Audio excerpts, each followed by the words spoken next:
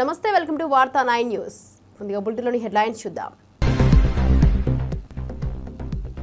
YS Jagan ను కలిసిన కారేడు రైతులు చంద్రబాబు పాలనలో భూములు లాక్కోవాలని చూస్తున్నారని ఆరోపణ. పచ్చని పంట పొలాల అన్యాయంపై రైతుల ఆందోళన, మీకు అండగా ఉంటామని భరోసా ఇచ్చిన వైఎస్ జగన్.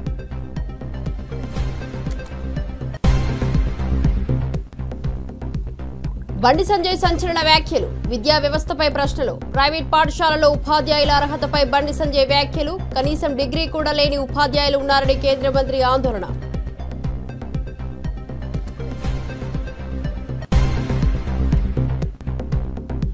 రాజమండ్రి సాయి హాస్పిటల్లో ఎస్ఎస్ఐ మంత్రి రోబో ఆవిష్కరణ, వైద్య రంగంలో సాంకేతిక పరిణామం. సరికొత్త రోబో ప్రారంభం, కందుల దుర్గేష్ చేతుల మీదుగా ప్రారంభం. ప్రజలకు మెరుగైన సేవలు అందించడమే సాయి హాస్పిటల్ నూతన అధ్యాయమని వెల్లడి. చంద్రబాబు కుట్రలపై సాక్షి ఎత్తుగడలు సృష్టించవచ్చా? సాక్షి పత్రికకు ఎక్కడి నుంచి లభించని యాడ్స్ కలకలం. సర్క్యులేషన్ కోసం ఈనాడు ధర్మ పోరాటం చర్చనీయాంశం. వైఎస్ జగన్ హయాంలో ఆర్థిక దెబ్బకు సాక్షి సమరం.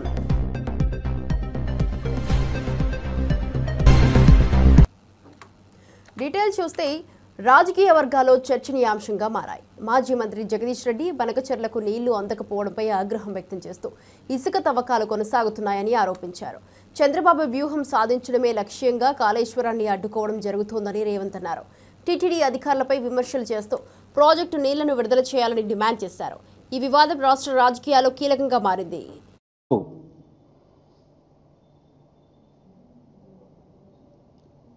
రేపొచ్చే కమిషన్ ఏదైతే ఉంటుందో ఆనాటికి మనం గోదావరిలో ఇప్పటికే మనకు హక్కుగా ఇచ్చిన జీవోల ద్వారా ఇచ్చిన 960 టీఎంసీల నీళ్ళని మేము ఆల్రెడీ వాడుకుంటున్నాం. పై వచ్చే నీళ్ళలో కూడా మాకు ఇంకా అక్కర ఉంది, కొత్తగా ప్రాజెక్టులు మొదలుపెట్టుకుంది అని చెప్పి మనం చెప్పాల్సిన దాన్ని కాళేశ్వరం ద్వారానే 150 టీఎంసీల నీళ్ళు మేము వాడుతున్నామని చెప్పాల్సిన విషయాన్ని దాచిపెట్టి చంద్రబాబుకు కావాల్సిన పద్ధతుల్లో, బనకచెర్లకు కావాల్సిన పద్ధతుల్లో నువ్వు యాక్షన్ చేస్తూ ఉన్నావు. ప్రతి అక్షరం నీళ్ళ విషయంలో నువ్వు మాట్లాడుతున్న ప్రతి అక్షరం చంద్రబాబు రాసి పంపిందే. చంద్రబాబు ఏజెంటు ఇక్కడ ఉన్న ఆదిత్యనాథ్ దాస్ ద్వారా రాసిచ్చిన స్క్రిప్టులు చదువుతూ తెలంగాణ రైతులు పెట్టిన భిక్ష నీ పదవి, దాన్ని ఉపయోగించుకొని అదే రైతాంగానికి ద్రోహం చేస్తున్నావు. దానికి తోడు స్వామి కార్యం స్వకార్యం అన్నట్టు వేలాది లారీలను పెట్టి ఇసుక తోడుతున్న తొడేళ్ళు అక్కడ దుర్మార్గంగా కోట్లాది రూపాయలు సంపాదించుకోవడానికి నీవు, నీ మంత్రులు, నీ మంది మార్బలం చేసే దుర్మార్గం కొరకు కాళేశ్వరం నీళ్ళని ఇవ్వటం లేదు. ఇవాళ నువ్వు కేవలం చంద్రబాబు డైరెక్షన్లో టీడీపీ అధినేత చంద్రబాబు నాయుడు పాలన రాష్ట్ర ప్రజలకు ఎమర్జెన్సీని తలపించే విధంగా మారింది. ప్రజలకు నిరసన తెలిపే అవకాశం లేకుండా వైఎస్ఆర్సీపీ కార్యకర్తలపై టార్గెట్ చేసుకుంటూ దాడులు జరుగుతున్నాయి. ఈ క్రమంలో జడ్పీ చైర్పర్సన్ హారికపై దాడికి పాల్పడడం సంచలనంగా మారింది. పోలీసుల ఎదుటే టీడీపీ గుండాలు రెచ్చిపోయి ప్రదర్శించిన చర్యలు ఆందోళనకరంగా మారాయి. రాష్ట్రంలో టీడీపీ కార్యకలాపాలు ప్రజల్లో తీవ్ర అసహనాన్ని రేకెత్తిస్తున్నాయి. ఇక ఈ పరిణామాలు రాజకీయ వర్గాల్లో పెద్ద చర్చనీయాంశంగా మారాయి. మీద ఉన్నారు, అలాంటి వాళ్ళే ఉన్నారు. వచ్చింది ఎంత వేల మంది. జగన్మోహన్ రెడ్డి గారు ప్రతిపక్ష నాయకుడు అక్కడికి వచ్చాడు. అక్కడికి ఈ ఎల్లో మీడియా ఫోటోగ్రాఫర్ పోవడం అది అసలు కరెక్టేనా? నీ దానికి ఎక్కడికైనా సాక్షివాడు వస్తే వెంటబడి కొడుతున్నావే. తెలుగుదేశం పార్టీ రిలేటెడ్ దాంట్లో. అందుకే ఇప్పుడు ఎవరు అటు పోవట్లే ఇటు పోవట్లే. ఒక పెద్ద మనుషుల ఒప్పందం లాగా ఉంది. ఆ ప్రోగ్రాంలకు సాక్షి వాళ్ళు పోవట్లా, ఈ వైఎస్ఆర్సీ ప్రోగ్రాంలు పోవాలి రావట్లా. ఎందుకు? అక్కడికి వచ్చిన తర్వాత అనవసరమైన అన్వాంటెడ్ ఇవేమైనా జరుగుతాయేమో అనేది అది ఎవరి కంట్రోల్లో ఉండదు. అప్పుడు ఏదైనా ఏం జరిగిందో తెలియదు. ఆ ఫోటోగ్రాఫర్ నీట్గా ఉన్నాడు, ఎక్సెప్ట్ 4-3 బటన్లు తీసుకోవడం తప్ప. అతను ముందు వెళ్ళి ఒక కంప్లైంట్ ఏదో ఇచ్చాడు, మూగదెబ్బలు ఏదో తగిలాయి, కెమెరా తీశారు, లాక్కున్నారని ఏదో చెప్పాడంటే that's a case. Okay, he has every right తను పోయి ఏదో కంప్లైంట్ ఇవ్వడానికి. పోలీస్ నిజంగానే చేసుకోవడం అభ్యంతరం లేదు. ఇప్పుడు దాన్ని దేనికి మార్చారు? అటెంప్ట్ మర్డర్ అంట. వేసిన దాన్ని ఎఫ్ఐఆర్లో ఉన్నదాన్ని మార్చి మళ్ళీ మెమో వేసి అటెంప్ట్ మర్డర్ కిందకి మార్చారు. పోలీసు ఉండేది దీనికా? ప్రతిపక్షాలను టెర్రరైజ్ చేయడానికా? కడుపు మండిన రైతులను టెర్రరైజ్ చేయడానికా? అర్థం కావట్లా. ప్రసన్న కుమార్ రెడ్డి సీనియర్ మోస్ట్, అంటే 6 టర్మ్ ఎమ్మెల్యే, ఆయన 6 టైమ్స్ ఎమ్మెల్యేగా ఎలక్ట్ అయినా. వాళ్ళ ఫ్యామిలీ డికేడ్స్ టుగెదర్ పాలిటిక్స్లో ఉన్నారు. ఆయన ఇంటి మీదికి ఒక 100 మంది 200 మంది పోయినారు. ఆ విజువల్ చూడండి. కేవలం నేను ఏది చూపిస్తున్నానంటే పోలీస్ అపతి అంటారా, లేకుంటే పోలీస్ ప్రేక్షక పాత్ర అంటామా, లేకుంటే పోలీస్ అటువైపు నుంచి ఇన్స్టిగేటర్స్ అంటామా, ఎవరైతే అటాకర్స్ ఉన్నాడో వాళ్ళకు ప్రొటెక్షన్ ఇచ్చే వాళ్ళు అందామా? రాజమండ్రి సాయి హాస్పిటల్లో సరికొత్త నవతరం ఎస్ఎస్ఐ మంత్ర రోబో ఆవిష్కరణ జరిగింది. వైద్య రంగంలో అత్యాధునిక సాంకేతికతను ఆవిష్కరించి ప్రజలకు మెరుగైన వైద్య సేవలు అందించేందుకు ఈ రోబో ప్రారంభించబడింది. ఈ కార్యక్రమానికి ముఖ్య అతిథిగా విచ్చేసిన రాష్ట్ర సాంస్కృతిక పర్యాటక శాఖ మంత్రులు ఇంకా కందుల దుర్గేష్ వర్చువల్గా ఆవిష్కరణ చేశారు. సాయి హాస్పిటల్ ఈ రోబో ద్వారా వైద్య రంగంలో నూతన అధ్యాయాన్ని ప్రారంభించి ప్రజలకు అత్యుత్తమ సేవలు అందించనున్నట్లు ప్రకటించారు.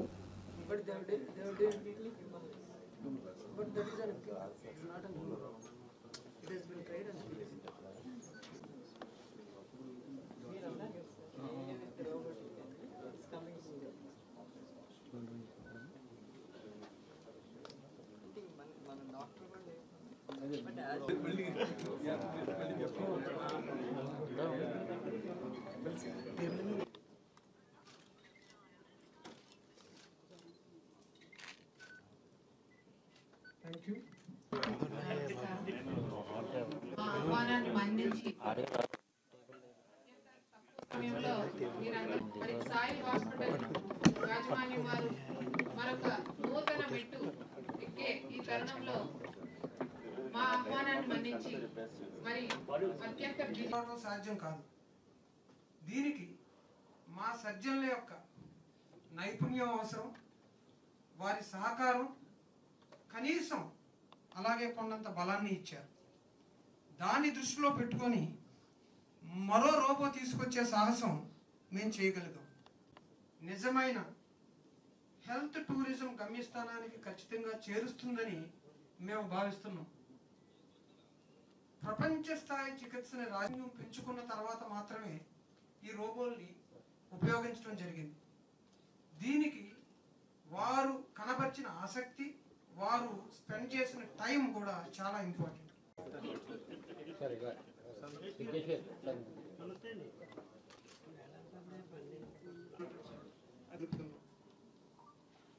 ఈరోజు ఈ కార్యక్రమానికి హాజరవడం ద్వారా ఆరోగ్య రంగానికి మాత్రమే కాకుండా వైసీపీ ఎమ్మెల్సీ మొండితో కారుణ్ చేసిన సంచలన వ్యాఖ్యలపై నందిగామ పోలీస్ స్టేషన్లో ఫిర్యాదు నమోదైంది.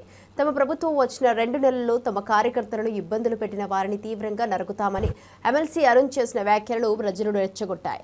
ఇక కంచికచర్లలో జరిగిన బాబు షూరిటీ మోసం గ్యారంటీ కార్యక్రమంలో ఈ వ్యాఖ్యలు చేశారు. ఈ వ్యాఖ్యలపై చర్యలు తీసుకోవాలని ప్రజలు డిమాండ్ చేస్తున్నారు. వైసీపీ పార్టీకి ఈ వివాదం పెద్ద చిక్కుగా మారింది. ప్రజలను రెచ్చగొట్టే వ్యాఖ్యలు చేసినందుకు ఎమ్మెల్సీ అరుణ్పై చర్యలు తీసుకోవాలని ఫిర్యాదులో కోరారు. చివరికి చిన్న పిల్లలకి ఏదైతే బడిలో పాఠాలు చదువుకునే పిల్లలు ఏదైతే అన్నం తింటారో దాంట్లో కూడా అవినీతి తినేశారు. ఈ సంవత్సర కాలంగా ఏమీ దొరకట్ల. కడుపు మంట, ప్రజల మీద కోపం, లాస్ట్ కి మనుషులు అన్న విషయం కూడా మర్చిపోయి మృగాల కింద మారిపోయి రాష్ట్ర వ్యాప్తంగా సైకోల మాదిరి తిరుగుతున్నారు. నిన్న మాట్లాడుతాడు ఎమ్మెల్సీ మొండితో కరుణ్ కుమార్, ఈసారి అధికారంలోకి వస్తాం, జగన్మోహన్ రావు చేసినా చేయకపోయినా, జగన్మోహన్ రెడ్డి చేసినా చేయకపోయినా నేను మాత్రం రప్ప నరుకుతా ఇళ్ళ దాకా వెళ్ళి అని. ఏం మృగంగా మారినవా? ఏమి మనిషి అన్న సంగతి మర్చిపోయినావా? ఎట్లా గెలుస్తావు నువ్వు ఈ నియోజకవర్గంలో? ఒక్క అవకాశం ఒక్కసారి ఇచ్చారు మిస్టర్ మొండితో కరుణ్ కుమార్ నీకు. మేము కూడా సవాల్ ఇస్తున్నావు. నువ్వు మగాడివే కదా. ఏమన్నావు ఆ రోజు నువ్వు? నందిగామ నియోజకవర్గంలో తంగిరాల సౌమ్య గారు గెలిచినా, రాష్ట్రంలో చంద్రబాబు గెలిచినా సరే నా ఎమ్మెల్సీ పదవికి రాజీనామా చేసి రాజకీయ సన్యాసం తీసుకొని ఈ నియోజకవర్గ ప్రజలకు క్షమాపణ చెప్పి ఇక్కడి నుంచి పారిపోతా అన్నావు. ఏమైంది నీ మగతనం? ఎందుకు మాట తప్పావు? ఎందుకు వడమ తిప్పావు? ఈరోజు చేతగాని వాడిలాగా మృగం మాదిరిగా మారి నేను నరుకుతా, ఇళ్లమ్మడి పడి తిరుగుతా. ఏం కట్టిపొడివా నువ్వు? చేతిలో గొడవలు పట్టుకొని తిరుగుతున్నావా ఏమి నువ్వు, లేకుంటే పిచ్చెక్కి తిరుగుతున్నావా? మీ ఓటు లండన్ పోయి ట్రీట్మెంట్ తీసుకుంటాడు అప్పుడప్పుడు. ఈసారి ఆ ఫ్లైట్ లో నీకు కూడా పక్కన సీట్ బుక్ చేసుకో, ఆ లండన్ హాస్పిటల్ అడ్రస్ కనుక్కో, పో మందులు తెచ్చుకో, హ్యాపీగా వేసుకొని నిద్రపో. లేకుంటే నీ అన్న డాక్టరే కదా, నీ అన్నని అడుగు ఏ మందులు వేసుకుంటే ఏ పిచ్చి ఏ విధంగా తగ్గుద్దని నీ అన్నకు బాగా తెలిసి ఉంటుంది. నీ అన్నని అడిగా మందులు వాడు. ఈరోజు మనం ప్రజాస్వామ్యంలో ఉన్నాం, ప్రజల మధ్య బ్రతుకుతున్నాం అనే విషయాన్ని నువ్వు మరచి మళ్ళీ వస్తాం నరుకుతాం. ఏం నరికేదానికి నీకు అధికారం ఇవ్వాలా? ఎవడిస్తాడు నీకు అధికారం ఈ రాష్ట్రంలో? ఎవడిస్తాడు నీ అన్నకి ఈ రాష్ట్రంలో అధికారం? ఈ రోజు నీ అన్నని సొంత చెల్లి, జన్మనిచ్చిన చెల్లి ముఖం మీద కాండ్రించి బయటికి వెళ్ళిపోయారు. ఈరోజు నీ బ్రతుకేంది? ఇంకా ఈ నియోజకవర్గంలో ఈ సంవత్సర కాలంలో కనీసం తిరగలుగుతున్నావు ఏ గడపకైనా సరే? ఈ సంవత్సర కాలంలో కూటమి ప్రభుత్వంలో ఈరోజు తంగిరాల స్వామి గారు ఎమ్మెల్యేగా ఉన్న ఈ సంవత్సర కాలంలో ఏ ఒక్క ప్రజానికో అయినా సరే రోడ్డు మీదకి వచ్చి మాకు ఇక్కడ అన్యాయం జరుగుతుందని మాట్లాడారా? లేదు కదా. ఏదో రీకాలింగ్ చంద్రబాబు అని మీ నాయకుడు ఒక ప్రోగ్రాం పెట్టాడు. నీకు నిజంగా దమ్ముంటే వెళ్ళు, ప్రతి గడపకి వెళ్ళు. ప్రజలు చెప్పించి కొడతారు నందికొండ నియోజకవర్గ ప్రజలందరూ కూడా. తల్లికి వందనం ఎంతమందికి పడిందో కనీసం నీ పార్టీ జెండా మోసి ఏదైతే నిన్న ఈ ప్రోగ్రామ్ లో కూర్చున్నారు, ఏదైతే నువ్వు నిన్న పిచ్చి కుక్కలాగా మాట్లాడుతుంటే అక్కడ చప్పట్లు కొడుతున్నారో అందుకు. కేంద్ర మాజీ ప్రధాన ఎన్నికల అధికారి రాజీవ్ కుమార్ శ్రీశైలం మల్లన్న ఆలయాన్ని సందర్శించారు. ఆలయ మహాద్వారం వద్ద ఈవోఎం శ్రీనివాసరావు ఆధ్వర్యంలో రాజీవ్ కుమార్ కు ఘన స్వాగతం పలికారు. శ్రీశైలం స్వామి అమ్మవారిని దర్శించుకుని ప్రత్యేక పూజలు నిర్వహించిన రాజీవ్ కుమార్ ఆలయ ఆవరణలో ఆధ్యాత్మిక వాతావరణాన్ని ఆస్వాదించారు. ఈ సందర్శనతో రాజీవ్ కుమార్ భక్తుల మన్ననలను పొందారు. శ్రీశైలం ఆలయం అతిథులకు ఆత్మీయ స్వాగతం పలుకుతూ పూజా కార్యక్రమాలు నిర్వహించింది.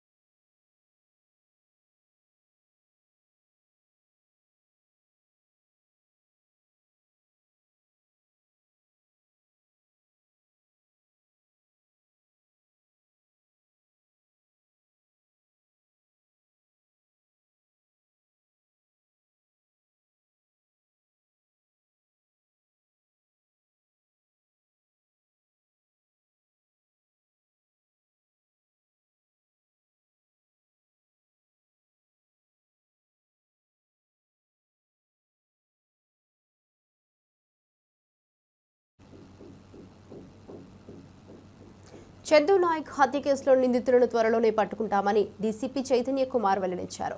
పరారీలో ఉన్న నిందితుల కోసం 10 ప్రత్యేక బృందాలు గాలింపు చర్యలు కొనసాగిస్తున్నాయి. ఇక స్పాట్లో దొరికిన బుల్లెట్ల పరిశీలనలో ఒకే వెపన్తో ఫైరింగ్ చేసినట్లు నిర్ధారణ అయింది. నిందితులు ఉపయోగించిన కారును గుర్తించామని డీసీపీ చెప్పారు. ఇక 2022లో జరిగిన ఓ హత్య కేసులో చందు నాయక్ నిందితుడిగా ఉన్న విషయం తెలిసిందే. పాత కక్షల కారణంగా హత్య జరిగిందా అనే కోణంలో దర్యాప్తు కొనసాగుతుంది డీసీపీ చైతన్య కుమార్ తెలిపారు.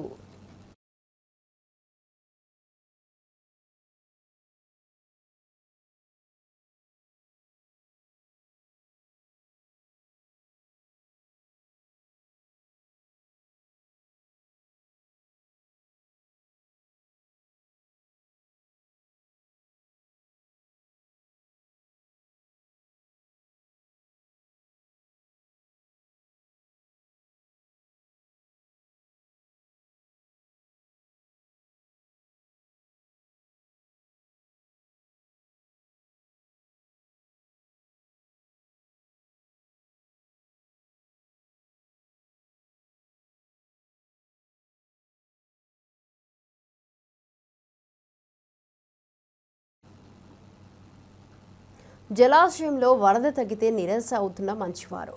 ఈ అవధిలో శ్రీశైలం జలాశయంలో ఏకైక హాట్ వాటర్ ప్రవాహం ఉంది. దీంతో వరద తగ్గిన నీటి ప్రవాహం సుజాతగారి జలాశయానికి అద్దంగా కోసం ప్రయాణిస్తుంది. ఇది జలాశయం నిరమ్మల కార్యాలను గుర్తించడానికి ఒక ముఖ్యమైన వర్షం అయితే మళ్లీ వచ్చిన వాటర్ రిలీజ్ అవుతుంది. ఈ ప్రవాహం మూలంగా జల సందృష్టిని పెంచేందుకు కాదు, భూమిని కూర్చేందుకు కూడా ఉంది.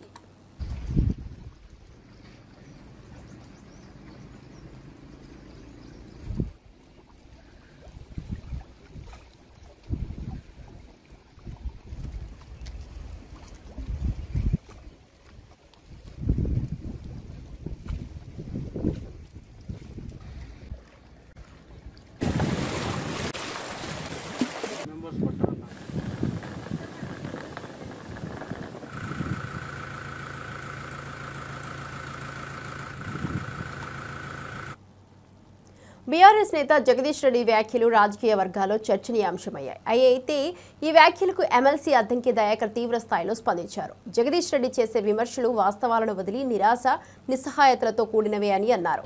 అంతేకాకుండా ఒక్క ప్రాజెక్టును కూడా పూర్తి చేయకుండా అబద్ధాలు చెబుతున్నారని నిప్పులు చెరిగారు. అద్దంకి వ్యాఖ్యలు రాజకీయ వర్గాల్లో పెద్ద దుమారాన్ని రేపుతున్నాయి. ఇరు వర్గాల మధ్య మాటల యుద్ధం ఇంకా కొనసాగుతుండగా ఈ వివాదం ఎలా పరిష్కారం అవుతుందో చూడాలి. వాస్తవాలు లేవు అనేది వాస్తవం. అబద్ధాలు చెప్పడానికి కూడా నిస్సిగ్గుగా వారు చేస్తున్న కామెంట్స్ ఏవైతే ఉన్నాయో, ఒక్క ప్రాజెక్టు కట్టకుండా కనీసం ఎస్ఎల్బీసీ టన్నెల్ కూడా పూర్తి చేయలేని ఒక దివాలాకోరు ప్రభుత్వం ఇలా గతంలో పాలించింది. ఇలా రేవంత్ రెడ్డి గారు అంటున్న మాటలకు మహిళల నుంచి స్పందన రాలేదని, లేదంటే ప్రజల నుంచి స్పందన రాలేదని ఇలా అబద్ధాలు చెప్పే ప్రయత్నం చేస్తాడు. అక్కడున్న ప్రజల్ని అడిగితే తెలుస్తుంది ఏ విధంగా రెస్పాన్స్ వచ్చిందనే విషయం. అది పక్కన పెట్టండి. ఫస్ట్ ఇలా రికార్డు స్థాయిలో పంట మీరు కట్టిన ప్రాజెక్టుల వల్ల వచ్చిందా? నాగార్జున సాగరో, శ్రీశైలమో, లేకపోతే ఏ ప్రాజెక్టుల వల్ల మీరు కట్టినాయో చెప్పండి. కాబట్టి మీ యొక్క అస్తిత్వం కోల్పోతున్న క్రమంలో ఏదో కేసీఆర్ను మెప్పించడానికో, లేకపోతే మిమ్మల్ని తిట్టినందుకు ఏదో దాన్ని నేను ఉన్నా అని చెప్పుకోవడానికి తప్పితే దాంట్లో ఏముంది మీ ప్రెస్ మీట్లో? కేవలం ఎలా కేసీఆర్ భజన పరుల యొక్క బాగు జరిగింది గత ప్రభుత్వంలో తప్పితే మరొకటి కాదు. ఈరోజు ప్రతి కార్యక్రమం ప్రజల కొరకు చేస్తున్న అంశాన్ని మీరు జీర్ణించుకోలేక చేస్తున్న అక్కసుతో చేస్తున్న స్టేట్మెంట్స్గా చూడాల్సింది తప్పితే దీంట్లో కొత్తదనం ఏముంది? తుంగతుర్తి ప్రాంతానికి బునాదిగాని కాలువ కానీ, లేదంటే గంధమల్లతోని వచ్చే ప్రత్యామ్నాయ కాలువ కానీ, లేదంటే గతంలో దేవాదుల సంబంధించిన ప్రాజెక్ట్, అది కాంతనపల్లి నుంచా లేకపోతే ఇతరత్ర ఎక్కడి నుంచి అయినా సరే తీసుకురావాల్సిన పరిస్థితి గత 9 సంవత్సరాల్లో ఉండే. ఇప్పటి వరకు తుంగతుర్తికి సంబంధించి ఎస్ఆర్ఎస్పి ఫ్లడ్ ఫ్లో కెనాల్ నుంచి మిడ్ మానేరు నుంచి వచ్చే నీళ్లనే ఇలా ఎస్ఆర్ఎస్పి ఫేజ్ 2కి ఇచ్చి దాన్ని మేము తెచ్చినామని చెప్పి ఇన్ని రోజులు గఫాలు కొట్టుకున్న పరిస్థితి. ఈరోజు కాళేశ్వరం వల్లనే మొత్తం తుంగతుర్తి, సూర్యాపేట కాదు కోదాడ, హుజూర్ నగర్ వరకు కూడా నీళ్లు పెట్టినామన్న పరిస్థితి. కానీ వాస్తవానికి ఒక చుక్క నీళ్లు రాకున్నా ఈరోజు రికార్డు స్థాయి పంట వచ్చింది. చూసుకోండి నల్గొండ జిల్లాలో. కాబట్టి రాజకీయాలు కేవలము పదవులతోనే మేము వెలగబెడతామనంటే వాళ్లకు, మీలాంటి నాయకులకు ఇది సరిపోతుంది తప్పితే రేవంత్ రెడ్డి గారు కానీ, కాంగ్రెస్ ప్రభుత్వం కానీ నిరంతరం ఇలా ఉత్తమ్ కుమార్ రెడ్డి గారి యొక్క శ్రమ కానీ, వారు అటు ఇరిగేషన్ శాఖ మంత్రిగా కానీ, ఇటు పౌర సరఫరా శాఖ మంత్రిగా కానీ వారు చేస్తున్నది చూడండి. రేషన్ కార్డులతో పాటు ఇలా బియ్యం కూడా ఇచ్చి అన్ని సరుకులు వచ్చేటట్టుగా చేస్తున్న పరిస్థితి. ఇలా వారు ఇరిగేషన్ మంత్రిగా ఉండి చిన్న నీటి మధ్యతర పారుదలకు సంబంధించిన ప్రాజెక్టులకు డిజైన్ జరుగుతున్నది ఒకసారి చూసి తెలుసుకుంటే మంచిదని చెప్పి మిత్రునికి హితవు. ముఖ్యమంత్రి గారు అన్న స్టేట్మెంట్స్ కొంత. చేవెళ్ల నియోజకవర్గంలో రైతుల భూముల వివాదం మరింత ముదురుతోంది. రేవంత్ రెడ్డి ప్రభుత్వం ఎన్కపల్లి గ్రామంలోని సర్వే నెంబర్ 180లో ఉన్న 99.14 ఎకరాల భూమిని బలవంతంగా లాక్కునే ప్రయత్నం చేస్తోంది. ఈ చర్యలపై రైతులు ఆగ్రహంతో తిరగబడుతున్నారు. రైతులకు అండగా నిలిచిన రాజేంద్రనగర్ బీఆర్ఎస్ నాయుడు పట్లొల్ల కార్తిక్ రెడ్డిని పోలీసులు అడ్డుకొని అరెస్టు చేశారు. ఈ ఘటన రాజకీయ వర్గాల్లో సంచలనం రేపింది. ఇక భూముల కోసం రైతులు చేపట్టిన పోరాటం, ప్రభుత్వంపై నిరసన ఇంకా కొనసాగుతుండగా ఈ వివాదం ఎలా పరిష్కారం అవుతుందో వేచి చూడాలి.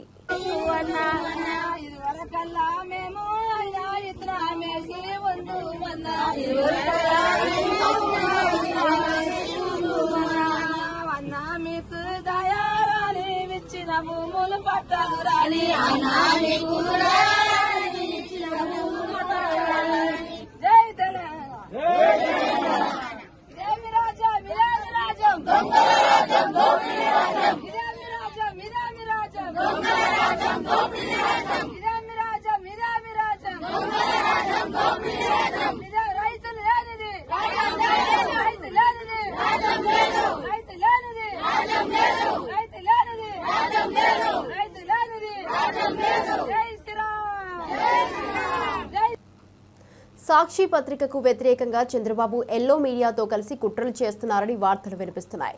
కూటమి ప్రభుత్వం అధికారంలోకి వచ్చినప్పటి నుంచి సాక్షి పత్రికకు ఒక్క యాడ్ కూడా ఇవ్వకుండా ఆర్థిక నష్టం కలిగించాలని ప్రయత్నిస్తున్నారు. వైఎస్ జగన్ అధికారంలో ఉన్నప్పుడు మొదటి 4 ఏళ్లు ఈనాడు యాడ్స్ తీసుకుపోయింది.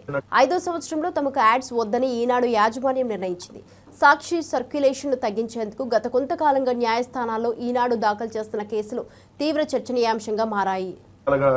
ఈనాడు దినపత్రిక అదేవిధంగా చంద్రబాబు నాయుడు గారు సంవత్సరాలుగా పన్నుతున్నటువంటి కుట్రలో భాగంగా ఏదైతే ఢిల్లీ హైకోర్టుకు వెళ్లారో ఆ హైకోర్టు ఏదైతే నిన్న చేసినటువంటి వ్యాఖ్యలు ఈనాడు దినపత్రిక వేసినటువంటి పిటిషన్ ని ముగిస్తూ ఢిల్లీ హైకోర్టు చంద్రబాబు నాయుడు గారు ఈనాడుకి చెంపపెట్టులాగా నిన్న వ్యాఖ్యానించినటువంటి వ్యాఖ్యలు ఏంటి, అసలు ఏం జరిగిందనంటే జగన్మోహన్ రెడ్డి గారి ప్రభుత్వం ఉన్నప్పుడు గ్రామ వార్డు సచివాలయాలు వాలంటీర్లు వీళ్ళందరికీ ఏదైనా అత్యధిక సర్క్యులేషన్ ఉన్నటువంటి ఒక దినపత్రికను కొనుక్కోవటానికి నెలకు 200 రూపాయలు ఏదైనా కొనుక్కోవచ్చు. అత్యధిక సర్క్యులేషన్ ఉన్నటువంటి దినపత్రిక ఈ ఆంధ్రప్రదేశ్ రాష్ట్రంలో అత్యధిక సర్క్యులేషన్ ఉన్నటువంటి 2 తెలుగు దినపత్రికల్లో ఉన్నాయి. ఒకటి ఏదైతే సాక్షి దినపత్రిక, 2 ఈనాడు. ఈ రెండింటికి అత్యధిక సర్క్యులేషన్ ఉంది. 3వ ప్లేస్ లో ఆంధ్రజ్యోతి ఉంటుంది. సో అయితే ఏదైనా అత్యధిక సర్క్యులేషన్ ఉన్న దినపత్రిక కొనుక్కోమన్నప్పుడు వాళ్ళ ఇష్టం ఏదైనా కొనుక్కోవచ్చు. దానికి సంబంధించిస్తే అది కేవలం సాక్షిని కొనుగోలు చేయడానికే ఇచ్చారు. సాక్షినే కొనుగోలు చేయమని చెప్పి, సాక్షి దినపత్రికనే కొనుగోలు చేయమని చెప్పి వాళ్ళ మీద ఒత్తిడి తెచ్చారు. అది అని చెప్పి ఈనాడు దినపత్రిక హైకోర్టుకి వెళ్ళింది. సో ఈనాడు దినపత్రిక హైకోర్టుకి వెళ్తే హైకోర్టు దాన్ని తోసిపుచ్చేస్తే దాన్ని ఇక్కడ ఉన్నటువంటి వాళ్ళు వేసినటువంటి పిటిషన్ తిరస్కరిస్తే సుప్రీంకోర్టుకి వెళ్లారు. సుప్రీంకోర్టు ఏం చేసింది, ఢిల్లీ హైకోర్టుకి బదలాయించింది. సో ఢిల్లీ హైకోర్టులో వాదనలు వినిపించుకోండి అని చెప్పి ఢిల్లీ హైకోర్టుకు వెళ్తే ఢిల్లీ హైకోర్టులో సాక్షి దినపత్రిక తరపున అలానే ఏదైతే ఈనాడు దినపత్రిక తరపున వాళ్ళు వాదనలు వినిపించినటువంటి సందర్భంలో ఏదైనా సర్క్యులేషన్ ఉన్నటువంటి దినపత్రికను కొనుగోలు చేయమన్నారు. పర్టికులర్ గా సాక్షి అని ఎక్కడ చెప్పలేదు కదా. సో అయినా మీకు వచ్చిన నష్టం ఏంటి దానికి అని చెప్పి ఈనాడు మీద ఘాటైన వ్యాఖ్యలు చేస్తూ దానికి సంబంధించి మీద అభ్యంతరాలుంటే ప్రభుత్వ ప్రధాన కార్యదర్శి దగ్గరకు, సీఎస్ దగ్గరకు పోండి. సో అయినా ఇప్పుడు వాలంటీర్ల వ్యవస్థ ఇది లేదు కదా, పత్రిక ఇప్పుడు కొనుగోలు చేయట్లేదు కదా అని చెప్పి హైకోర్టు వ్యాఖ్యానించింది. అప్పుడు ఇంకో కుట్ర కూడా వాళ్ళు పన్నారు. ఏమనంటే ఈ పత్రిక సంబంధించినటువంటి సర్క్యులేషన్ ఎంతెంత ఉందని చెప్పి ఏదైతే రిలీజ్ చేయాలో దానికి సంబంధించి కూడా ఈని పరిగణలోకి తీసుకోవద్దని చెప్పి వాళ్ళు అక్కడ ఢిల్లీలో ఏదైతే ఈ సర్క్యులేషన్ రాజీ చేసే వాళ్ళ దగ్గర కూడా వెళ్లి, సో వాళ్ళ దగ్గర కూడా ఈనాడు వెళ్లి ఇప్పుడు ఈ కొనుగోలు చేసేటటువంటి పత్రికలు దీంట్లో పరిగణలోకి తీసుకోవద్దు, ఇవి కూడా కలిపితే సర్క్యులేషన్ వాళ్ళకి ఎక్కువైపోయిందని. కానీ వాస్తవంగా చూస్తే ఈనాడు గాని ఆంధ్రజ్యోతి, ఈనాడు గాని సాక్షి గాని ఒకే విధమైనటువంటి సర్క్యులేషన్ ఉంది. అది పేపర్ అప్పుడు కొనుగోలు చేసినప్పుడు అలానే ఉంది, ఇప్పుడు కొనుగోలు చేయకపోయినా అలానే ఉంది, ఒకే రకమైనటువంటి సర్క్యులేషన్ ఉంది.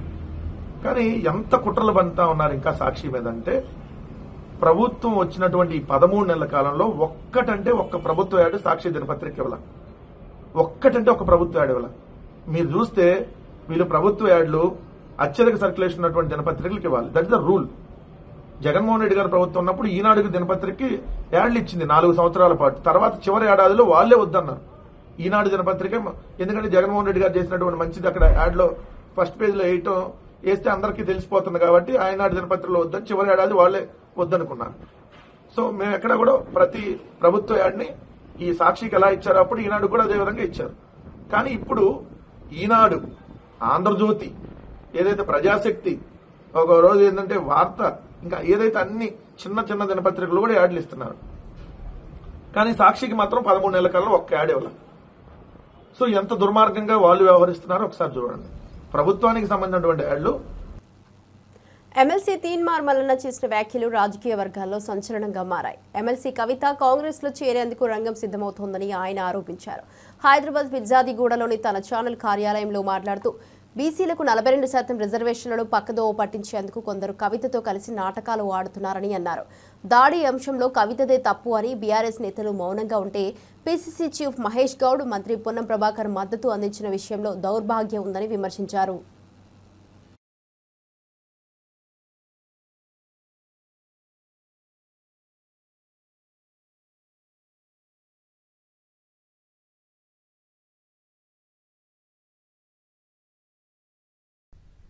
మొన్న ముగ్గురు మంత్రులు ప్రమాణ స్వీకారం చేసినటువంటి సందర్భంలో కల్వకుంట్ల కవిత గారు కూడా ప్రమాణ స్వీకారం చేయాల్సి ఉండే, అవునా కాదా? కాంగ్రెస్ పార్టీలో కల్వకుంట్ల కవిత గారు జైన్ కావడానికి రంగం సిద్ధమైండే. ఇప్పటి కూడా ఆమె కాంగ్రెస్ పార్టీ అనధికారిక అనుబంధ సభ్యురాలుగా కొనసాగుతా ఉంది. ఇది స్పష్టమైతా ఉంది. లేకుంటే 42% రిజర్వేషన్ ఆర్డినెన్స్ వ్యవహారం ఏదైతే ఉందో అది తేలక ముందుకే, అది పట్టాలెక్కక ముందుకే ఈమె సంబరాల కార్యక్రమాలు చేసుకోవడము, అటు ప్రభుత్వం ఈమెకు మద్దతుగా నిలబడము, ఇవన్నీ చూస్తా ఉంటే కల్వకుంట్ల కవిత గారు కాంగ్రెస్ పార్టీతో మిలాఖాత్ అయిన విషయం స్పష్టంగా అర్థమైతా ఉంది.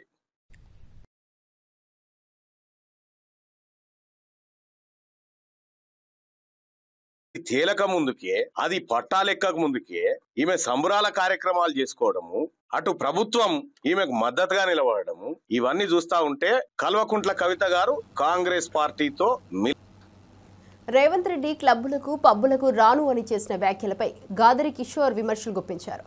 రేవంత్ రెడ్డి జీవితం జూబ్లీహిల్స్ క్లబ్ నుంచే ప్రారంభమైందని, అక్కడే ఆయన సొసైటీలలో ఫ్లాట్ తీసుకుని పక్కన ఫ్లాట్ ఓనర్లను బ్లాక్మెయిల్ చేస్తూ బతికినోడని ఆరోపించారు. శుద్ధపూస లెక్క మాట్లాడుతున్నారంటూ గాదరి కిషోర్ విమర్శించారు. రేవంత్ రెడ్డిపై ఈ ఆరోపణలు రాజకీయ వాణిజ్యంలో కొత్త చర్చకు దారితీశాయి. ఈ పక్క పంటుంటాడు ఆయన 3 ఫీట్ ఆయన లెసలేస మాట్లాడుతున్నాడు అని చెప్పి షీన్ అంటాడు. ఈయన 6 ఫీట్ ఉన్నాడు, అమితాబ్ బచ్చన్ అయినా గుట్టంగాడు 3 ఫీట్లు ఆయన మాట్లాడతాడు. ఆయన 3 ఫీట్ ఉన్నా కూడా నీకు 30 ఫీట్లు తీస్తున్నాడు, బాగానే ఉంది. మరి సరిపోతలేదా? ఇంకా కావాలనా? గట్టిగా పడితేనే కదా మరి అసెంబ్లీలోకి వెళ్ళి సస్పెండ్ చేసే అంత భయం ఏమిటికి మరి నీకు? దేనికి?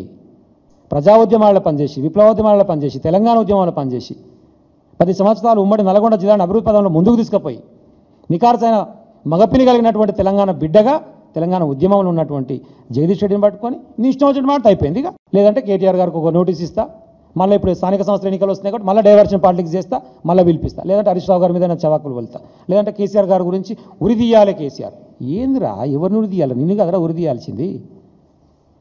గోదావరి జలాలు వచ్చాడంటే అంత ఈజీ అనుకుంటున్నావా? సోడాలో నీళ్ళు కలిపినట్టు అంటుండు. మరి మేము తీసుకొచ్చినాం కదా, 5 సంవత్సరాలు ఇచ్చినాం కదా. మరి అంటే అంత కష్టమైన దాన్ని మేము చేసినా నువ్వు ఒప్పుకుంటున్నట్టే కదా. వాస్తవమే. మరి గోదావరి జలాలు తీసుకొచ్చి చాలా కష్టం. ఓటుకు నోటు కేసుకు సూట్ కేసు మోసినంత కష్టం, చాలా కష్టం ఉంటుంది తీసుకురావాలి. ఈ పక్క పంటుంటాడు ఆయన 3 ఫీట్ ఆయన లెసలేస మాట్లాడుతున్నాడు. వైఎస్ఆర్సీపీ తాడేపల్లి కేంద్ర కార్యాలయంలో మాజీ ముఖ్యమంత్రి వైఎస్ఆర్సీపీ అధినేత శ్రీ వైఎస్ జగన్మోహన్ రెడ్డిని కారేడు రైతులు కలిశారు. తమ పచ్చని పంట పొలాలను నారా చంద్రబాబు నాయుడు ప్రభుత్వం బలవంతంగా లాక్కోవాలని చూస్తుందని వారు ఫిర్యాదు చేశారు. భూములను లాక్కుంటే తమ పరిస్థితి ఏంటని రైతులు ఆవేదన వ్యక్తం చేశారు. ఈ సందర్భంగా వైఎస్ జగన్ రైతులకు ధైర్యం చెప్పారు. వారి పోరాటానికి పార్టీ పూర్తిగా అండగా ఉంటుందని భరోసా ఇచ్చారు. అవసరమైతే గ్రామానికి కూడా వస్తానని జగన్ గారు హామీ ఇచ్చారు. ఇవి ఇప్పటివరకు బులెటిన్ అప్డేట్. చూస్తూనే ఉండండి వార్తా 9 న్యూస్.